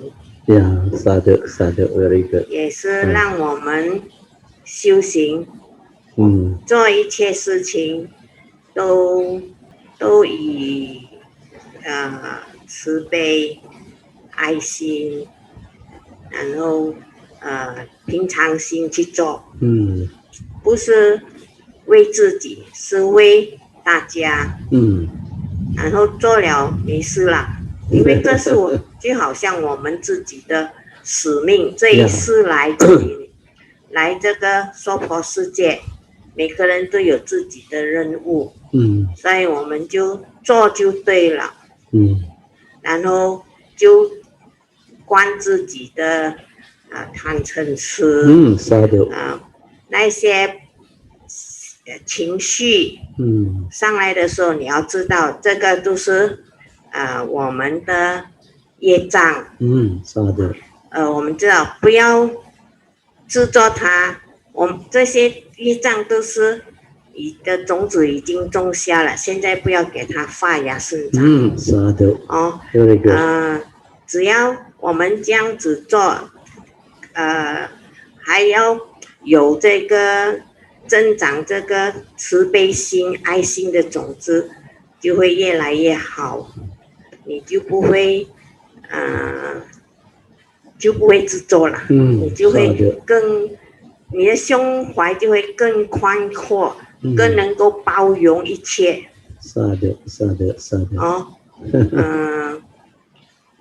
我希望大家都能够做到啊！萨土。我觉得只要你做就对了，然后一切就好像不顺利，其实事情发生其实不顺利，你接受也是一样顺利，全部都是好像我也不懂得怎么样讲，他好像是有人家扶持着你呀，做好你就对了，也不要想那么多，不要去胡思乱想啊，颠倒梦想。反正我们这个五蕴都是皆空的，只要你看到这个五蕴皆空啊，什么都可以放得下了。能够 sacrifice everything。你只要你要不是很激进的维去做你的平日的萨蒂，你就可以看到你这个五蕴是怎么样发生的，是怎么样起来的。一起来你看到为什么会这样的？然后你看到的时候，它只是一个好像这个人啊，我们这个人的function罢了，这个是 function body 给我们用罢了。你发觉这个都不是我啊。你可以看得到，你这个不是我，这个是 function， 只是让你了解这个人的 property 和 function。What is human being？你知道 what is human being， 那你知道是我是谁，我是什么，你就不会再制作了。你就了解，然后这里你就才开始罢了哦。然后你真的要向内观，一直观，因为我们很多业障嘛，不能够一下子就放下的。你看到了，你要看得开，就是说你知道，因为至少你真正看到这个五蕴皆空，这些全部都是颠倒来的，我们所想的所做的是凡夫颠倒的，不对的，不是 nature， 不是 nature 来的，不是自然的。所以我们现在回归自然，回归我们的 source。我们的 source 就是 nature， 大 nature 来的，什么都没有，都不是的，你就 just flow and accord。你现在在做什么？你 just flow and accord。那你这个就是每一分钟、每一秒钟呢，都是 learning curve 来了，让你知道去处理。有问题呢，是因为我们有业障看不透，我们看不透，然后你就以我们的智慧来对人、对事、对物的智慧，真正的实事的智慧的 truth 然后处理这些事情，一切如果是不顺利也不好也不要紧，这是我们的业障，我们接受。也不要起烦恼心。知道吗？烦恼就是业障。总而言之，你看什么都是每一样都有自己他的自信啦。我们要关我们自己的，然后我们回归回去我们的自信，然后一切你 follow 不来的做就对了。他所讲的 advice 你做你就可以看得到了。要真正的下功夫啊，要下功夫哦。真的，然后他这个才是开始嗨，因为你每一分 every moment 你都要有 Yoniso Manasikara 才可以的，不然呢我们还是会被抓，我时常都被抓。不过至少我知道，你知道哦，这个是业障 OK， 知道了就好，但是不要一直被他一直拉着走，拉着鼻子走就不对了啊。每个人都还是都有业障的，在那边怎么样提升我们的福和慧。我们来这每一次来都是增进我们的福和慧罢了。所以心宽要阔一点，包容一下一点，吃亏一点不要紧哦。要有大慈悲心，祝福别人，祝福大家。一切安好，吉祥安康。Stay safe, stay home. Sadhu. Very good. So we all should rejoice. Sadhu, sadhu, sadhu, sadhu. Wow, Puja, thank you, Mrs. Teo. Wow, she did a lot of sharing today. Today, Mother's Day, give her the inspiration to share. And for the first time, I saw her very natural and share very deep, beautiful Dhamma. If you all can understand what she said today, you will become enlightened. Really. She summarized a lot of the cultivation aspect in daily life. And that is what you should develop. Like she always say, we come here every life to cultivate, to perfect ourselves, to improve our wisdom, understanding, leading to virtue. Then have a good mind. Then must have this, what they call generous mind, to actually take in everything. Do not complain. Whatever happens, initially may not appear like smooth flowing. It's like what Master Shenhua used to say. In life, there's always like situation and problem. So everything when they start, if you perceive it in negativity, it's like it's not so appropriate or proper or good. Shenhua used the word 不好的一个起头. But if you do not perceive it with negativity, he said, you perceive it and apply Noble Eightfold Path, then whatever that situation is will transform and turn for the better. So Dhamma is such. Dhamma is to develop the wisdom, the understanding to overcome our greed, hatred, and delusion, to root out karmic negativity, to root out all the negativity of mind state, so that you can sacrifice. You can actually do a lot of things for the world, so that you can have the understanding to really do your duty properly and do your duty well. You not only, like Pocheng say, sacrifice for your family, your loved one, even to people whom you don't know. Sometimes when there is condition to do wholesomeness, you should manifest and play your role.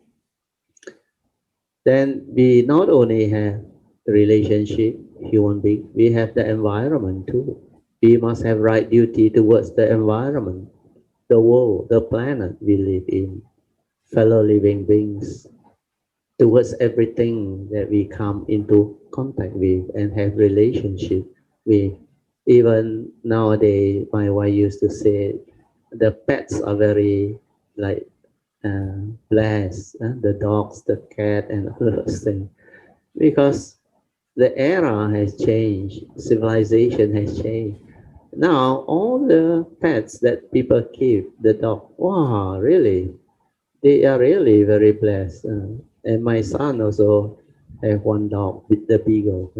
So that day I was told by Sister Ingbi also, is it her children also have one beagle.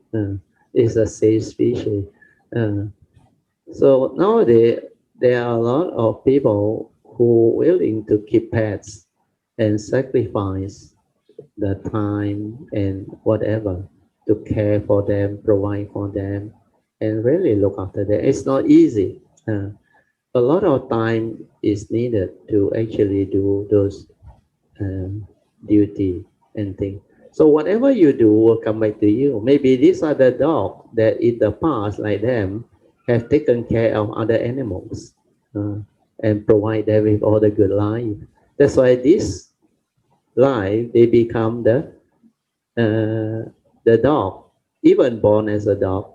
They will have the good condition and they'll have a good owner who will buy them from the pet shop and raise them and give them all the good life. So you want to look at karma, you look at life, you look at existence. And like my wife said, everything that happened in life is a learning curve. It's a cultivation. You have the Dhamma. You follow everything that we have shared with you. Do your right duty. Don't always complain. That's why I say live life. Don't worry about life. Don't go and complain about life. A person who complains doesn't understand because there is delusion, there is selfishness. The thing is just the way it is. Condition like that, things be like that. It cannot be otherwise. You complain means you want things your way, which is not nature's way. That's why all these are wrong thought. You don't have the right understanding. Why must you complain? You have to perceive it with wholesomeness, with understanding. Then apply Noble Eightfold Path, the Dhamma, to resolve it amicably. Do your duty, develop the joy, the happiness. And this is what the teaching is all about. So hopefully, with my wife sharing, it will help many people too, and also with Puja sharing. It will help Kayamita to look at life differently. Life is not just study the Buddha Dharma, then take in as knowledge and apply that knowledge.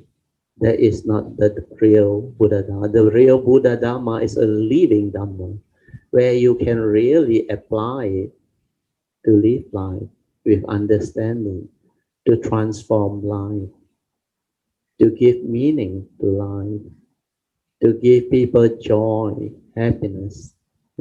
Whatever you do that can bring about wholesomeness, happiness, and joy, even making people smile, making people feel the joy and the happiness by saying some kind words. Thank you so much for helping, for giving, eh, for all the things that you have done. So these are kind, noble, eightfold path, right speech, right action, and right thought process that can actually make the world a better place, that can give joy and happiness to people. So when you understand the real teaching, you can apply it so beautifully, and it can cover such a big scope. So for people who don't have the real understanding of the real teaching, they can never understand all this. They can never go to that extent to sacrifice for the world. They can never have that universal love within their heart, that contentment, that generosity, that beautiful kindness, goodness, virtue. They can never manifest them. It can only be manifested when there is Dhamma. Okay, so hopefully this can bring for better condition for others to also share today. So who is next? You can just come in. Yeah. Oh, Puching, you want to say something?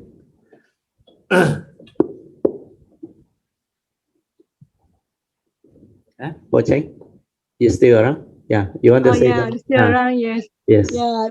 Thank you, Mrs. Steele, for very interesting sharing about life application. Yeah.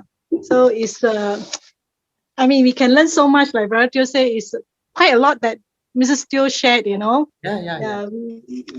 Whatever we do, we must be natural as well. She said, right? Yes. Yeah. A cut and flow, Yeah. learning curve. Yeah, so true. This learning curve. I mean, we don't always get it right all the time in the first place. Sometimes you don't do it.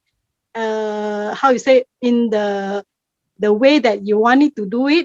Sometimes you have a plan, then you want to follow the plan. It doesn't work. It's okay. We accept it. Then we say, this is a learning curve. Next time when there's better condition, we do it better, that kind of thing. Yeah. We accept everything that comes along. Yeah. Yeah, And because we of accept condition. them as part of the karmic obstruction or karmic whatever from the past. That's why, Yes. yeah, Zhang, you have to understand that these are the result of the past. So you have Yes. to accept them and move on, accord Yes. and flow. Uh, Correct. uh, Yeah, Miss then he also said, say return to nature. yes. Return to nature. Correct. Our So beautiful, point her to sharing nature, so yes, that yes. first thing, that true nature is very beautiful. The source. From there, everything arises. Then there is no more delusion. Because when you have the understanding of that true mind, that true nature, it has no duality. It's the unconditioned. That one is so beautiful. Tranquility, stillness, peacefulness. Why can't living being realize that nature? Then they will not complain. They will not create all those suffering. Then they can see whatever that manifests is the five aggregate of form and mind. It's not what you think you are. And my wife used a very good analogy too. Is that this one has its own property and it performs its function. It's actually a condition arising phenomenon. Uh, 因缘法 means the five aggregate of form and mind is dependent originating, condition arising, cause of no reality. Of course, I call it a vehicle and a tool for you to come to use. And it's related to us because karmically it's related. It's born of our karma. Condition is supported by our karma, and we are what we are because of. So this one is subject to karma. That's why you have to do your duty. So when you understand all this, then you will not attach, you will not cling. Then you can sacrifice. We have no reality. You will not fear death. You will not fear whatever that happened in existence. Because these are all the phenomenal world of consciousness. They come and they go. The aggregates come and go. The five aggregates are your thought process. They arise and they pass away. How come they have such power over living beings? It's because of their delusion. So develop wisdom, understanding, and learn to live life. Then you will have all the understanding. Then you become beautiful. Sadhu. You continue, huh, Puchek? Yeah.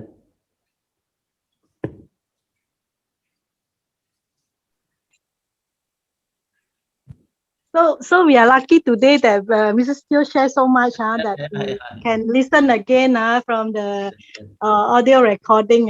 Yes, Yeah, I mean, I like to talk a little bit about what she said because it's so beautiful. Yeah. She also mentioned that we have to observe our greed, hatred, and delusion.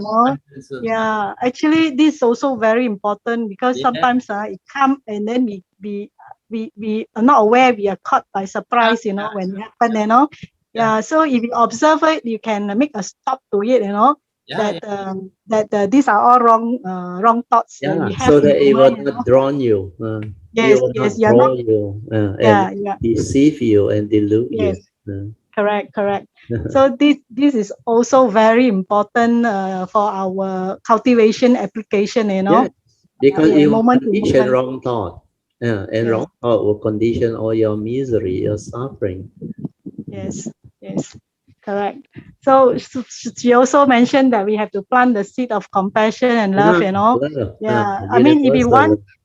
you want to have good things to happen in your life, you must plant the good seed. If you don't Yeah, plant yeah, the good yeah. seed, you cannot reap what you sow, you know. So Yes, this yes, is yes. also very important, you know. Sometimes we forget, you know, we are Yeah, so caught up with our life. Sometimes we either way, either we are so happy with our life, things go so smoothly, we forgot to plant the seed of we compassion. forgot to Yeah. plant the good seed. Okay, or if the life is so miserable, we don't have time, or we I mean we are so suffering, we do not able to plant any good seed as well. So either Yeah, way, because the we mind become very negative. yes, You yes. cannot turn. So It's clouded by all yes, the wrong correct. thought, delusion. Yes. I mean, when we are suffering, it's definitely difficult because your Yeah, mind is clouded. But yeah, when we are yeah, too yeah. happy, brother, when we are too happy, also we forgot, you know, we forgot Because our when you have too much good life, you yes, don't think about Dhamma, you don't think yes, about correct, religion, you think correct. life is beautiful, but you will never understand the reality of life and existence until you are confronted with birth, old age, sickness, and death, and the other realities. So when people have the good karmic condition to enjoy life, to have the good life, they never really look at life. We call it complacency. We call it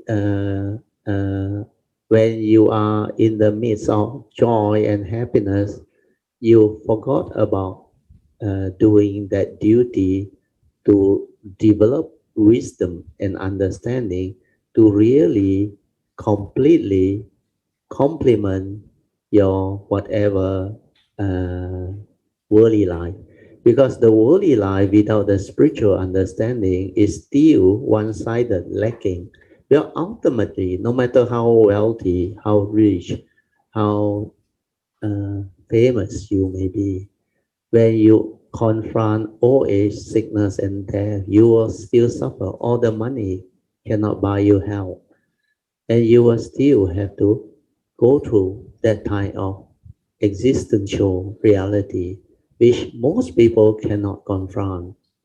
That's why without spiritual understanding to complement your worldly life, you cannot have the perfect good life.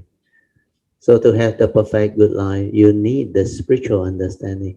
So do not neglect your life. Determine through your understanding, means your bodhisattva vow and all the aspiration, that life after life, whenever you arise, whether you choose to come or you have to come, you will have this understanding to see the urgency of developing this Buddha Dharma understanding, so that you can understand life and liberate your mind from all existential issues and problems. Otherwise, it's not easy. That's why my nature has this vow, and life after life it comes. That's why I teach you, or I share with you all this secret that I have developed. The yellow card. Go and make that uh, understanding. Then also how to break karmic obstruction, how to actually develop the right view, right understanding, then plant the seed of compassion and bodhi, to actually nurture your nature to actually manifest life after life, so that you will have the causes and condition to move forward, to perfect yourself, to go the bodhisattva way. Like my wife say, the great compassion will make you a true bodhisattva. When you can be really compassionate and sacrifice, you are a real bodhisattva. Yeah. Because only bodhisattva can have that type of extensive vow, the four basic vow to take across all living beings. Uh, then to endure and severe all suffering, to do this work and to perfect themselves, all wisdom, all virtue, until the ten perfection can be fulfilled. So these are very great beings. So great beings need great virtue, born of wisdom, to accomplish whatever they need to do. So cultivation is about developing the understanding and move. And this is most important. Mm. So very good, huh, Puja, Sadhu. So you created a lot of good condition today. Sadhu, Brother Teo. Yeah. Brother Teo talking about the Bodhisattva vow, right? Yes. Late in the past week, I also make a special vow for myself, you know. Ah, Sadhu. Yes, You want to yes. share? Sadhu. Yes. I make a special vow for Yeah. myself, additional to the vows that Yeah. Brother Miscellaneous Teo gave us. additional Yeah, the wow. Yes. miscellaneous. Yeah, Uh, miscellaneous. For additional me, wow. yes, additional. The reason I make this vow is because from what I'm experienced so far, Mm. uh, because I come to the Buddha Dharma kind of late, Yeah. and so I make this vow to come early in life diligently, you know. Yes, Sadhu. to come Yeah. so You that I can. don't have to go Yes. through the Yuan Wang Lu, you know. Ah, Yeah, correct. yeah. Yeah, So I want to bypass all these Yuan Wang Lu, you yeah. know. Yeah, So yeah. that So you that can yes, have the understanding early. Uh, yes, correct, because correct. this is what my yellow card instruction is all about. When you follow every of that, life after life, whenever you come, you will have this understanding and it will become earlier and earlier and earlier. Oh, Just like okay. this But life, when okay. my nature come, I realize I am different when I was young. Even when I was very young before I had the Dhamma, I know I'm different. Then my inquiry start when I start to understand Form 4, Form 5, science, geography. Immediately my mind progress. I don't need to have life problem or suffering or misery to inquire, to go into all this. And my nature is so different. Uh, it prepare me for everything. The understanding, the DNA, the karmic inheritance, the spiritual nature's inheritance, everything is there. And it just unfolds. That's why when you have this understanding, you make all this vow, it will help. So your additional vow, miscellaneous vow will help because you need this life, because this life you realize you approach the Dhamma late, because in the past you didn't follow this yellow card to break your karmic obstruction and all those things. So like my wife say, a lot of this is yet zhang. You haven't finished your duty. You haven't repaid all your whatever coming debt. That's why you have to wait for your timing. You cannot hurry on. But if you know how to make those vows, like what I teach you, the right view and the right understanding, to break karmic obstruction, to have all the merits, the virtue, the perfection, to help you in time of tribulation and all, like what Ingbi realized. So she really go all out to do it again and let that thing manifest. Uh, so what you brought out is also very good. Puja, sadhu to you. So for me, Yeah. I really want to start early, you know, in life, you know, not wait until so late. Wow, you have to scramble, you know. I like to start early. For those Kayamita that start very early is very fortunate, you know. Yeah. So I like to start early, you know, prepare myself, and so that I don't walk the wrong way, wrong path, do the wrong thing. But especially doing all the wrong thing, you know, is instead of developing good seed, become bad seed, you know, that kind Yeah. of thing. Yeah. Yeah. So, but Because if you of start early, past you have karmic. all the good Yeah. foundation. Yes. Yes. So you have good foundation and you continue to perfect instead of some days good, some days bad, then you back and forth. No lah. You know, so you want to like Yeah. Because these are smoothly. all karmic obstruction that hinders along the way. So you need Correct. to have the understanding to break all those karmic obstruction. That's why you must make aspiration. Whomsoever from the distant past until now, make that aspiration to break the karmic obstruction. to break all the whatever coming thing. So you look at that yellow card, everything is there actually. Uh, so additional vow to break all coming obstruction to bring about the way. I put it there.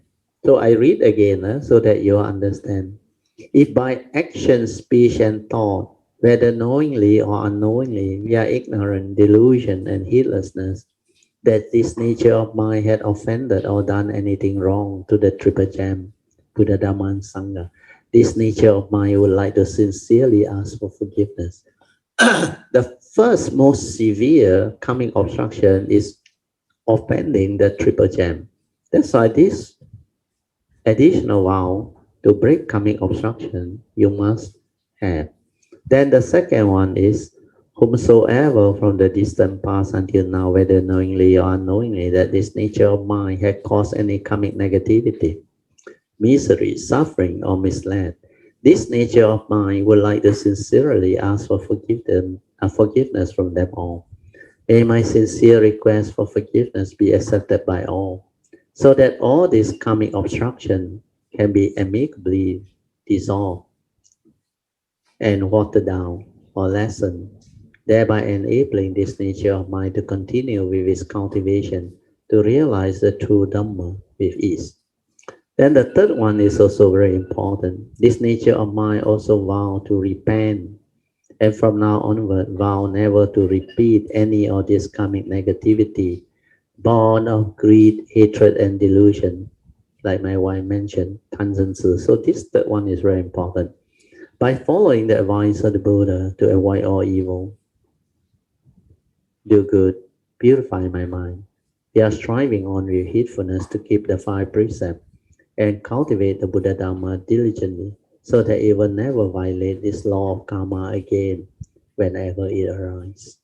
Then the last one is very important. By the power of whatever wholesomeness to invoke power merits that this nature of mind had cultivated since the distant past until now, may arise the causes and conditions for this nature of mind to have the ability to overcome all karmic obstruction and obstacle amicably, so that this nature of mind will be able to gain back its life, life after life, to walk this path of Dhamma, to fulfill and realize all its bodhisattva vows. That's why all this has been prepared. And you want to add in, have the understanding of the right duty or what, you can add in.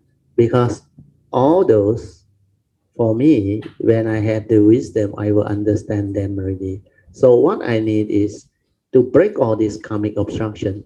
That's why this is added in as additional vow. Then additional miscellaneous vow are all the supporting condition to bring about the fulfillment of all this vow fastest. That's why I put there this nature of my vow to be successful in fulfilling all my above vows soon as possible. Then to cultivate strong affinity with all Buddha Dhamma, all Buddha and great beings, Bodhisattva, to request their nature's blessing, protection, and guidance. These are the things my nature did. That's why I share with you all. To strengthen my spiritual faculties of Sada, Virya, Sati, Samadhi, and Panya until they become powers, balas, life after life, so that all the above vows can be successfully fulfilled with ease.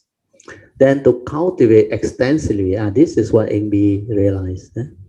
To cultivate extensively all virtue, blessing, and merits to help support my cultivation, so that they will shine forth to aid this nature of mine when needed in time of trials, difficulty, and tribulation while walking the Bodhisattva way. Without this additional miscellaneous vow, it's not easy to walk this way, I tell you.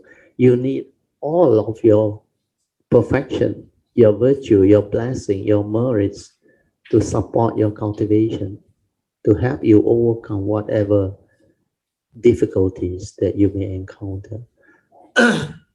So this is the beauty of what I have shared with you all. That's why if you were to look at this Bodhisattva way cultivation, the way I format it, because my nature has this special understanding. That's why Maitreya came to me to ask me to share this true understanding of the cultivation. 请你把正法传下去. Two aspects. One is the normal Dhamma, because Maitreya's nature knew my nature can express the teaching in a very clear and very comprehensive manner. Second one is the Bodhisattva, the way. Because a lot of Bodhisattva, I realize, take too long because they fail to have all this understanding to prepare them. That's why my nature put them into this format. And you should thank Sister Pamasuri because she take the trouble to type it out and create this sheet, the yellow card. One sheet cover everything. Very convenient. You can take them along when you travel. You want additional copy of the card, you can get it from me. We still have. So make sure you understand this. Then determine, and everything will go your way. Okay? Cô Chính, sadhu, huh? Sadhu, Bratio, I have the Bodhisattva vows from the Cameron Highland retreat.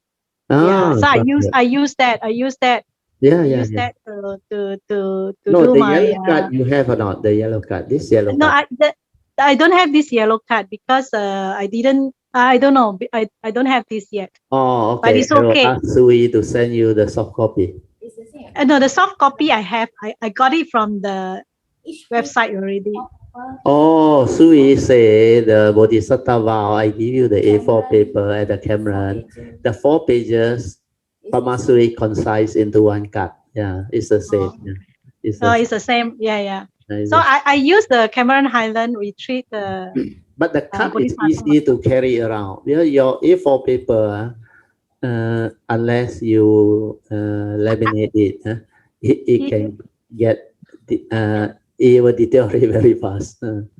Yes. I put in a plastic cover.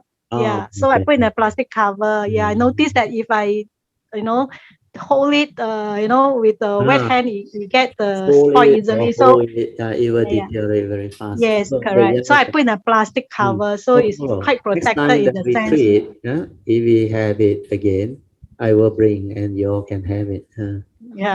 Yeah, I look forward to the retreat, the Cameron Highland retreat. Yes. So this Bodhisattva vows is very important to me. For me, very important, and it's very comprehensive. Yes. So I do it on a regular basis, and then the 4th miscellaneous vows that Brother Teo say about cultivate extensively all the virtues, blessing and merits, right? So actually, Brother Teo, I how do I say it? Actually, before I even go into this Bodhisattva vows diligently on a regular basis, right? Prior to this, in year 2000, 2018, 2019, it happened that I was cultivating extensively on these virtues and merits, Yes, I was doing it, on a very regular basis, Yeah. So then comes this Bodhisattva vow, right? Then I do regularly. So I realized that, wow, this is really very good supporting condition for me, I can realize, I can feel that the cultivation is progressing, because of all you these. Can feel that it's taking off because you follow everything that I mentioned and said. Yes, correct. So following all the miscellaneous, I can see that I'm moving in the right direction, as I do as I make the Bodhisattva. I can feel it, Brother Teo, that everything is correct. Those who do that vow will feel it one. Correct. It's going to transform you and make your life different. And you can see it, like there is something protecting you, guiding you, and taking you along. And correct. Like fall into place for you. Yes, correct. You will never go wrong. Because if I do it alone, without any help, I think cannot work, Cannot. Yeah, because if you don't believe me, I can just share this with you, then you will know. You just go and find out Even in our present Buddhist community or society or whatever, even the Mahayana tradition, where the Bodhisattva vow is very extensively cultivated and very common, you go and find out how many of them really know how to do it. They only know the four basic vows, and not many can go beyond that to develop the understanding. And this four-page card that I make into one card, four-page vow that I gave to you all earlier on and make into one yellow card. This type of very comprehensive and concise summary of the cultivation you can never find. Where this one is the result of that nature's understanding over a long period of cultivation and perfection. And you need these type of great beings who have gone through this way to actually come out with all this understanding. Otherwise, it's not easy. Like you say, Yen Wang Lu, very difficult. You can deviate so fast. You can get lost so fast. And this Buddha Dharma is not easy. Even the basic teaching, the Theravada tradition's teaching, is not easy for people to comprehend, to understand. Yeah. That's why it's not easy. Even to understand the two mind, the true mind and the mundane mind, already is difficult enough for people. And because of that, they always get themselves entangled because they use the wrong mind to cultivate. They use the mundane mind, the condition arising mind. And that one is thought-based meditation. It can never take you to the true mind. And you can never have that true nature to develop the direct seeing, the understanding. That's why it's not easy. Even that one, people cannot break free. Then there is no point talking about Bodhisattva vow because the basic Dhamma also they can't penetrate or realize. So cultivation need condition, need understanding, need the guidance of Buddhas, Bodhisattvas, the great beings, the enlightened teachers. Otherwise, it's not easy. Sadhu, for Jay. Wow, today very good sharing. Sadhu. Sadhu, sadhu, sadhu.